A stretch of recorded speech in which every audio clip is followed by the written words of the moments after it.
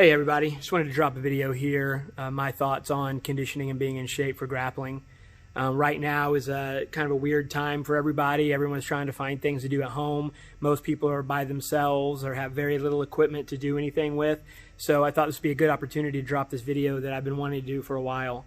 It's about being in shape for grappling. I think that this is a duty of all practitioners of grappling, of MMA, any of the combat arts. It is your duty, especially as maybe mid-level blue, at least purple belt and above, to be in shape.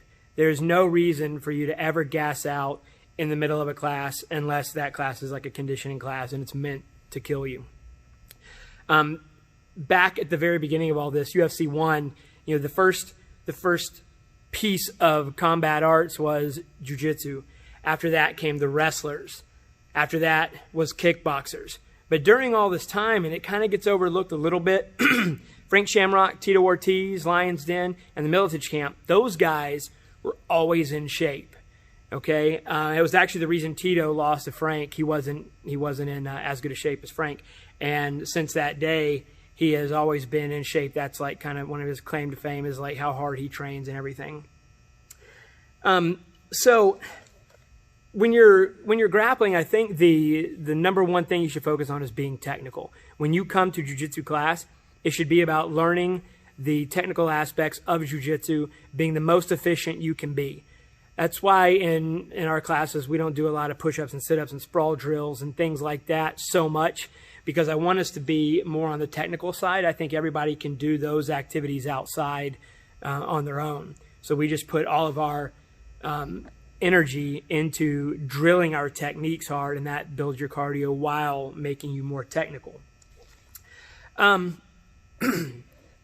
So how can one be in shape?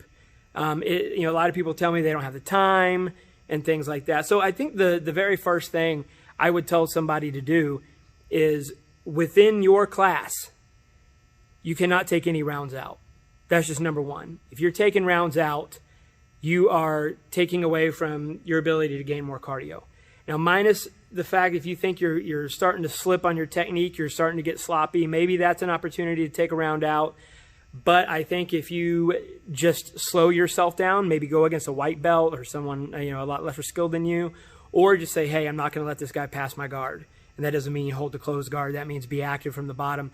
But you can just work the guard, and that should be pretty safe. You shouldn't have to worry about hurting anybody when you're doing things like that. So that's number one. Just don't take any rounds off. Obviously, before any of that is come as much as you can. If you're coming 1 or 2 days a week, you're going to have to do outside stuff, and we'll get to that in a minute. The next thing you can do, if you're not taking any rounds off, but you're still getting just super tired, you're starting to die, is ramp up your intensity within the rounds, especially against someone your own skill level, a training partner that you have that you're very comfortable with, and you guys know that you can pick up the pace against each other and be safe. That's another way to do it. Or, sorry, white belts, upper rank might just need to crush you a little bit. Try to sub them as quick as you can, or try to pass their guard as many times as you can within the rounds. So that would be the next way to start to build your cardio. And all that stuff is just within your rounds. You're not actually stepping outside the box and doing anything different as far as like time-wise. You're already in the class. You might as well get as much out of it as you possibly can. The next thing I would say to do is to add finishers to the end of your workout. So when the workout's completely done and you're dead, then go ahead and tack on maybe a couple rounds of burpees, 10 rounds, 10 rounds of 10 rep rounds of burpees, so 20 burpees. And then you start building from there, right? Maybe it's sprawls, or maybe it's shots and sprawls, whatever.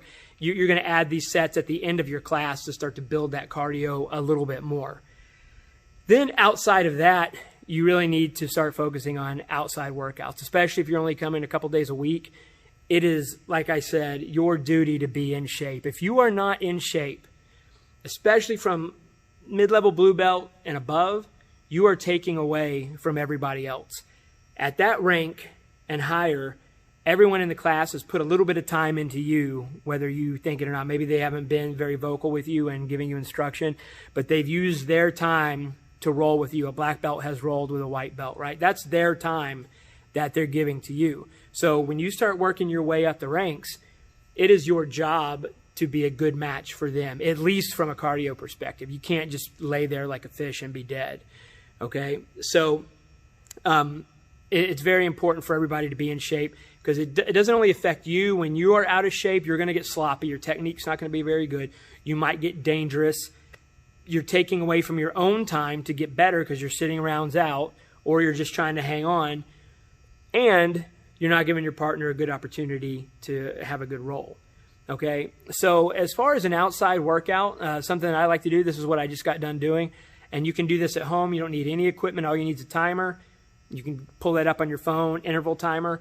What I'm going to do, and I'll give you a little demonstration of it, I like to warm up with maybe a few 90-second rounds, maybe 90 seconds on, 30 seconds off of just moving in my wrestling stance. I want to make sure that I'm staying nice and low. I'm on the balls of my feet. My elbows are in, and I'm moving around like I'm drilling with a partner, okay? One thing I see people do all the time is they turn, they lose focus, they stand up out of their stance, and that kind of defeats the purpose of the drill. So I'll show you the kind of the way that I devise a drill. So I'll set my timer maybe for 1.5 minutes. In the first round, I'm just going to be in my stance, and I'm moving. I'm just moving, always like that person's right in front of me. I'm not going to go and back in my stance. Who's behind you? Are you wrestling multiple attackers here? No, the person's in front of you. I'm in my stance, I'm moving, I'm making sure I'm low, I'm thinking about my hand fighting, my level changes. Okay, maybe do a few rounds like that because it gets the glutes, the hamstrings, and the low back pretty tired.